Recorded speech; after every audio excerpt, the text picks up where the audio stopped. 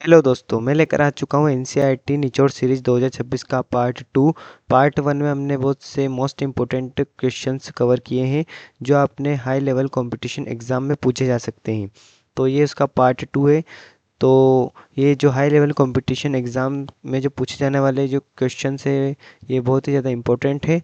तो वीडियो को लाइक कर लेना और चैनल को सब्सक्राइब ज़रूर कर लेना। तो वीडियो को स्टार्ट करते हैं।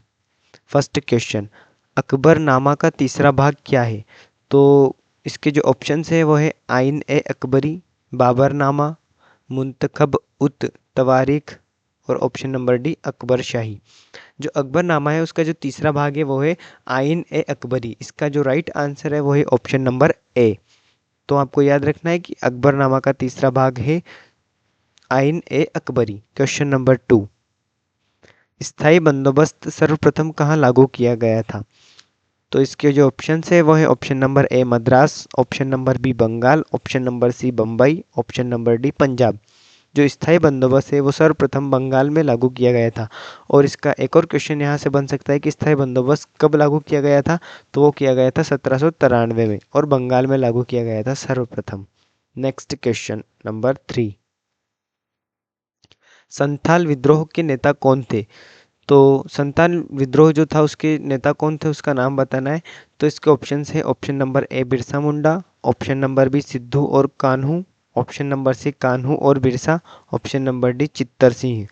तो इसका जो राइट आंसर है वो है ऑप्शन नंबर बी सिद्धू और कान्हू। तो संथाल विद्रोह जो थे उनके नेता थे सिद्धू और कान्हू। और एक और क्वेश्चन यहाँ से बन सकता है कि संथाल विद्रोह कब हुआ था? तो इसका यहाँ से आंसर बन सकता है 1855 से 56 के बीच में। नेक्स्ट क्वेश्चन नंबर 4, 1857 के लखनऊ विद्रोह का नेतृत्व किसने किया था? तो इसके ऑप्शन से ऑप्शन नंबर ए नाना साहब, option number B Begum Hazrat Mahal और ऑप्शन नंबर सी Kunwar Singh, option number D रानी लक्ष्मीबाई। तो 1857 के लखनऊ विद्रोह का नेतृत्व किया था बेगम हजरत महल ने। इसका जो राइट आंसर है वो है ऑप्शन नंबर बी। तो इसका राइट आंसर है वो है option number B Begum Hazrat Mahal. आप क्वेश्चंस का स्क्रीनशॉट भी ले सकते हैं। नेक्स्ट क्वेश्चन नंबर 5, 1857 के युद्ध के दौरान फिरंगी शब्द का प्रयोग किसे संदर्भित करने के लिए किया जाता था? जो फिरंगी शब्द है वो किसके लिए प्रयोग किया जाता है उसका नाम बताना है। तो इसके ऑप्शन से ऑप्शन नंबर ए मुसलमान, ऑप्शन नंबर बी ब्रिटिश विदेशी या फिर ऑप्शन नंबर सी किसान, ऑप्शन नंबर डी क्रांतिकारी। तो 1857 की क्रांति के दौरान फिरंगी शब्द ब्रिटिश के लोगों या फिर विदेशियों को संबोधित करता था। इसका जो राइट आंसर है वो है option number B. Next question number 6, Gandhi ji ने दांडी मार्च कब शुरू किया था? तो दांडी मार्च की सन और डेट बतानी है। तो उसके ऑप्शन है 12 मार्च 1930, ऑप्शन नंबर बी 6 अप्रैल 1930, ऑप्शन नंबर सी 26 जनवरी 1930, ऑप्शन नंबर डी 15 अगस्त 1930। तो गांधी जी ने दांडी मार्च शुरू किया था 12 मार्च 1930 को। इसका जो राइट आंसर है वो है ऑप्शन नंबर ए। ये बहुत ही मोस्ट इंपॉर्टेंट क्वेश्चन है, एनसीईआरटी से लिए गए हैं सारे क्वेश्चन। तो आपको एक एक क्वेश्चन को अच्छे से याद कर लेना है। तो राइट आंसर है वो है 12 मार्च 1930। नेक्स्ट क्वेश्चन नंबर 7, मुस्लिम लीग ने प्रत्यक्ष कार्यवाही दिवस कब मनाया था? तो जो मुस्लिम मुस्लिम लीग जो थी उसने प्रत्यक्ष कार्यवाही दिवस कब मनाया था? तो उसकी डेट और सन बताना है। तो उसके ऑप्शन है ऑप्शन नंबर ए 14 अगस्त 1947, ऑप्शन नंबर बी 16 अगस्त 1946, ऑप्शन नंबर सी 26 जनवरी 1946, ऑप्शन नंबर डी 15 अगस्त 1947। तो मुस्लिम लीग जो है उसने प्रत्यक्ष कार्यवाही दिवस मनाया था 16 अगस्त 1946 को। इसका जो राइट आंसर है वो है option number B. Option number B इसका करेक्ट आंसर है, वो आपको याद रखना है। नेक्स्ट क्वेश्चन नंबर 8, संविधान सभा में उद्देश्य प्रस्ताव किसने प्रस्तुत किया? तो उसके ऑप्शंस हो जाएंगे option number A B R Ambedkar, option number B Jawaharlal Nehru, option number C Sardar Patel, option number D Rajendra Prasad. तो संविधान सभा में उद्देश्य प्रस्ताव प्रस्तुत करने वाले थे जवाहरलाल नेहरू। इसका जो राइट आंसर है वो है ऑप्शन नंबर बी। याद रखना है कि उद्देश्य प्रस्ताव को जवाहरलाल नेहरू ने प्रस्तुत किया था।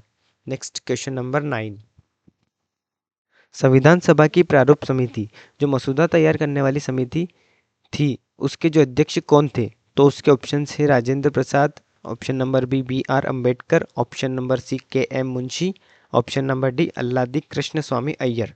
तो संविधान सभा की प्रारूप समिति के जो अध्यक्ष थे वो थे B.R. अम्बेडकर। जो दादा साहेब भीमराव अम्बेडकर थे वो इसका राइट आंसर हो जाएगा, option number B. Next question number 10। Mughal दरबार में कुर्निश क्या था? तो कुर्निश का अर्थ बताना है, तो मुगल दरबार में कुर्निश क्या था? तो उसके ऑप्शंस जो है वो है एक प्रकार का कर, अभिवादन का एक तरीका, या फिर एक सैन्य उपाधि, या फिर एक त्योहार। तो मुगल दरबार में कुर्निश एक अभिवादन का तरीका था। जो उसका जो तरीका था वो था सिर झुकाकर सलाम करना। आपको याद रखना है कि कुर्निश सिर झुकाकर सलाम करने का, एक अभिवादन करने का एक तरीका था। Next question number 11। पाली भाषा में गहपति शब्द किसके लिए प्रयोग किया जाता था? जो पाली भाषा है उसमें गहपति शब्द किसके लिए प्रयोग किया जाता था, उसका अर्थ बताना है। तो उसके जो ऑप्शंस है वो है राजा का मंत्री, या फिर गृहस्थी का मुखिया, या फिर छोटा किसान, मंदिर का पुजारी, या फिर कक्षा का मुखिया। जो पाली भाषा में गहपति शब्द प्रयुक्त किया जाता था वो था गृहस्थी का मुखिया, या फिर छोटा किसान के लिए प्रयोग किया जाता था।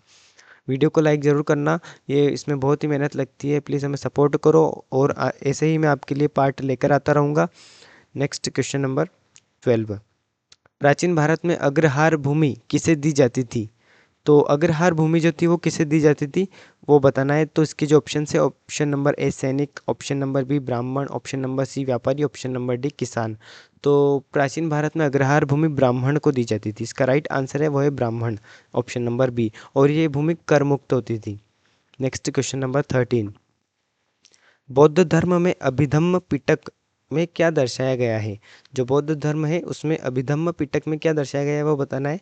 तो उसके ऑप्शन है बुद्ध के सिद्धांत, या फिर दार्शनिक विषय या मामले, बुद्ध की जीवनी, या फिर संघ का इतिहास।